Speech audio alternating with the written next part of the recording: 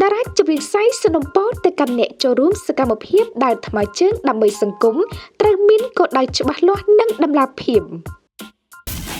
ទទួលយកធម៌ពលគ្មានជាតិហ្គាជាមួយគ្រុឌជួឆើតមិនត្រឹមតែយានយន្តថ្មីទោះជាយានយន្តកំពុងប្រើប្រាស់ក៏អាចយកការគ្រីមក LOLC ដើម្បីទទួលបានប្រាក់កម្ចីរហូតដល់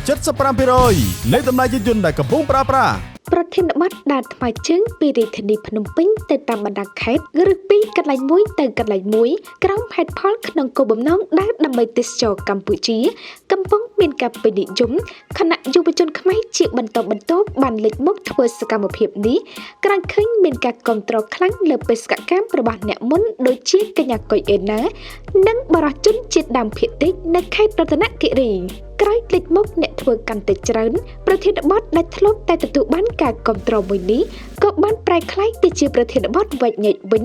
ក្រោយមានការលើកឡើងថាការដើរមួយចំនួនគ្រាន់តែជាការដើរតាមគ្នាដោយអ្នកខ្លះមិនមានគោលដៅច្បាស់លាស់នៃការដើររីឯអ្នកខ្លះទៀតគ្រាន់តែធ្វើឡើងដើម្បីលេងសើចបង្ហោះនៅលើបណ្ដាញសង្គមប៉ុណ្ណោះស្រាប់តែតារាចម្រៀងសាយក្នុងនាមរូបលោកគឺជាយុវជនម្នាក់ដែលតែងតែសកម្មក្នុងការផ្ដួចផ្ដើមយុទ្ធនាការរត់ដើម្បីមនុស្សធម៌បានលើកឡើងពីសកម្មភាពជួយសង្គមតាមរយៈការរត់ឬដើររបស់បុគ្គលមួយចំនួនដែលធ្វើសកម្មភាពនេះហាក់មិនមានគោលដៅច្បាស់លាស់និងមានតម្លាភាពនៅមានតិចនៅឡើយតាមរយៈសម្ដីលោកសៃបានសរសេររៀបរាប់ថា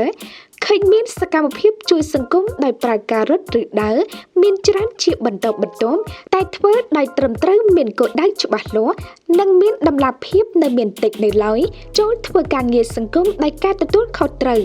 ការដែលតារាចម្រៀងសាយលើកឡើងបែបនេះគឺដោយសារតែមួយរយៈចុងក្រោយនេះបន្ទាប់ពីឃើញកញ្ញាកុយអេណាបានបញ្ចប់បេសកកម្មការដើរដោយថ្មើរជើងពីរាជធានីភ្នំពេញទៅកាន់ខេត្តសៀមរាបគឺមានអ្នកស្ម័គ្រចិត្តដើរពីរាជធានីឆ្ពោះទៅខេត្តមួយទៅកាន់គោលដៅជាច្រើនផ្សេងទៀតក្រោមគោលគំនិតផ្សេងៗគ្នាជាច្រើនក៏ប៉ុន្តែតាមរយៈសកម្មភាពទាំងនោះត្រូវបានលោកសាយមើលឃើញថា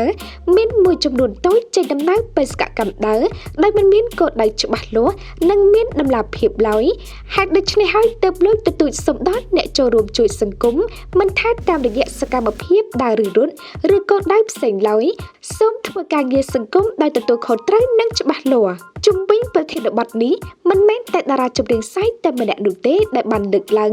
សូម្បីអ្នកលេងបណ្ដាញសង្គមមួយចំនួនក៏បង្ហាញការគាំទ្រ